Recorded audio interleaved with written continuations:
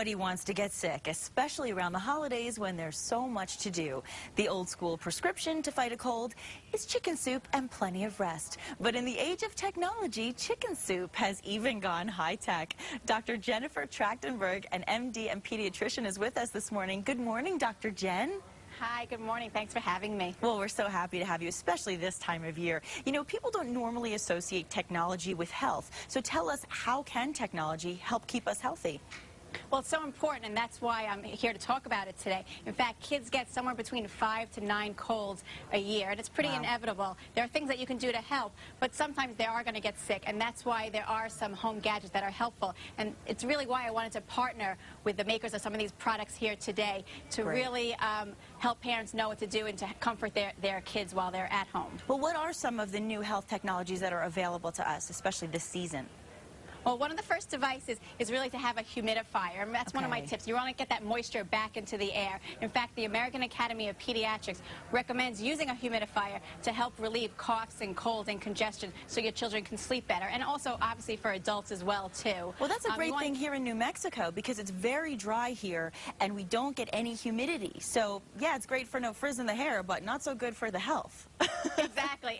And you want to look for that newer technology. This Vicks germs-free humidifier uses a UV light chamber inside that helps to eliminate 99% of the mold and bacteria in the water. So that's really important too. Perfect. Well, what gadgets are, I mean, you're a pediatrician. What are you using that you can now bring to the homes? I mean, you're also a mother of 3. So what do you recommend that you use in the home in addition to the humidifier? Right. Well, one thing I want to talk about is the thermometers. This new one is called the Braun Thermoscan, and it's an ear thermometer. It's actually the gold standard, and it's used by more pediatricians and moms than any other brand, and that's really because of its accuracy. It is an ear thermometer, so it's easy to do. You get reliable readings each time, and you know, especially in wintertime, to knowing the temperature and the fever is important because fever may be that first sign that your child is getting a flu rather than just a cold. And also it's when they're most contagious, so they should really stay home from school if they do have a fever. Well, that's great advice, and I know a lot of kids squirm when they see that thermometer, so I think in the ear probably is something a little easier for them to handle. Much easier, quicker, and accurate, too. You know, I just did want to go back for a second because you were talking about the dryness, especially in Albuquerque. Yes. That, you know, people don't know what the humidity is in their home, and that actually brings me to this other gadget. It's a really inexpensive gadget. It's called a hygrometer. I don't know, many people might have not seen this before, but it gives you a hygrometer. It gives you the digital readout of the humidity in your home. Oh, and wow. And so you can use this in conjunction with your humidifier. And what you're aiming for is somewhere between 40 to 60%, because that's that comfort zone that really feels good for your skin. It helps the flakiness and the dryness. Also helps to moisten airways so you feel better when you're sleeping as well, too. And in fact, there was some new research that showed that the flu virus is less likely to live in surfaces and in the air if the humidity is somewhere between 40 to 60%. So it's sort of a handy little gadget. That is such good advice, and that is definitely advice we really need to take here because, I mean, I even notice myself, I feel like I'm always moisturizing. I always have to drink water. You feel very dry. So it's good, and it's good to know 40 to 60. That's good to know. Yeah, 40 to 60 is that key, amount. And when I'm sorry, go ahead.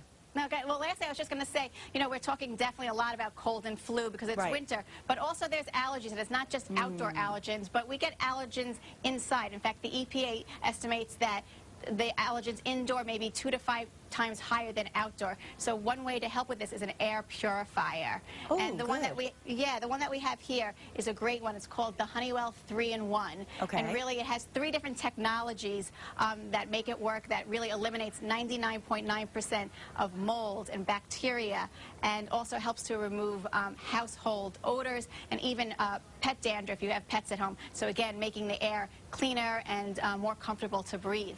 That's awesome. I love that. And is there anything else that you would recommend in addition to these products? Yeah, well, besides these products, again, anytime for cold and flu, you want to make sure that you're getting plenty of fluids. You need to get rest. And, you know, it is very contagious, so it's important to stay home from school or work until you really are feeling better. And also, you'll get your rest and help your immunity to get back on track. But I know people... chicken soup is still a pretty good remedy when you're sick, though, too, right? Oh, it's definitely, it's one of my first prescriptions I tell patients to have is that chicken soup. Yeah, there's some magic ingredient that really we don't know of besides it helping to breathe easier with the steam and lots of the liquids. But there's something in there, too, that actually helps you to heal and get better faster, too. So keep on drinking that chicken soup. Well, I know my grandmother and my mom would agree. And exactly. I appreciate all your very helpful advice. Thank you so much for being with us this morning, Dr. Jen. People can go to Cold and Flu Central, too, if they want to get more information and more tips. Thanks. Fabulous. Thank you so much. And stay healthy.